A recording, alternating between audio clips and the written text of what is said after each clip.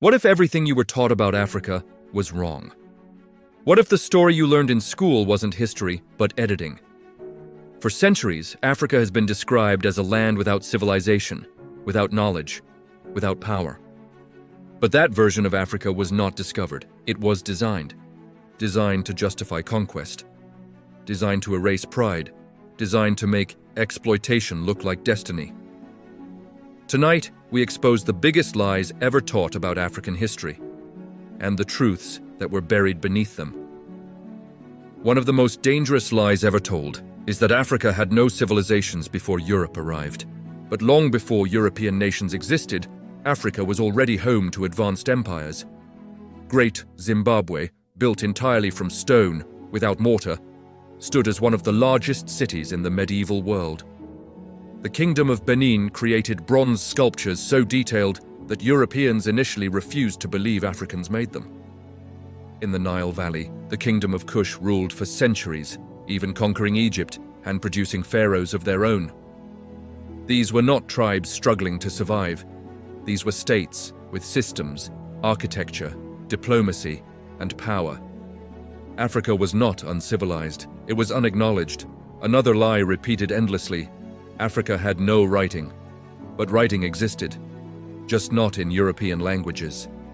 In West Africa, Timbuktu housed libraries containing hundreds of thousands of manuscripts on mathematics, astronomy, medicine, and law.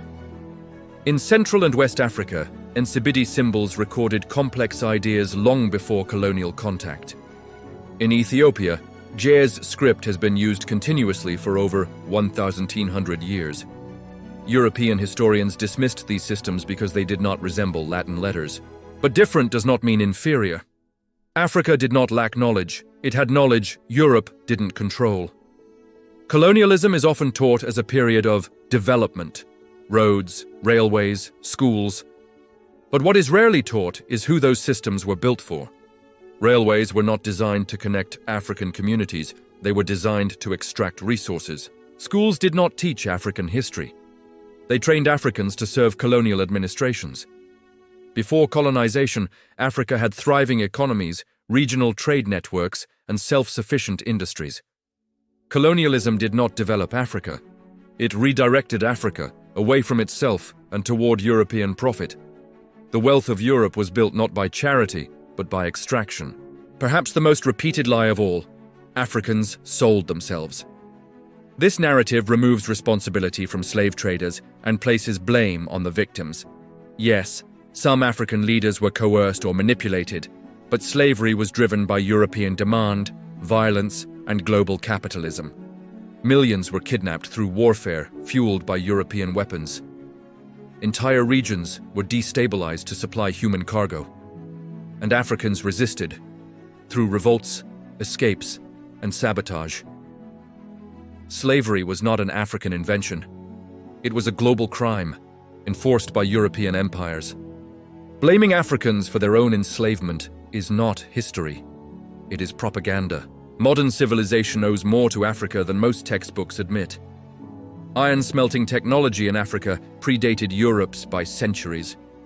Agricultural staples like coffee, sorghum, millet, and yams changed global diets. African architectural knowledge influenced cities across the Islamic world and Europe. Even modern medicine carries African roots, from herbal science to surgical practices. Africa did not stand outside world history, it shaped it. The lie of no contribution exists because credit was never returned. These lies were not accidents, they were tools. A people without history are easier to dominate.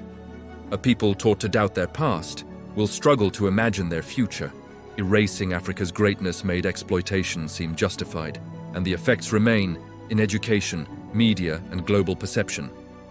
But truth has a way of resurfacing. Africa is not a footnote in history, it is a foundation, and the truth, once uncovered, cannot be erased again. The biggest lie about African history is that it does not matter. It always has, and it always will.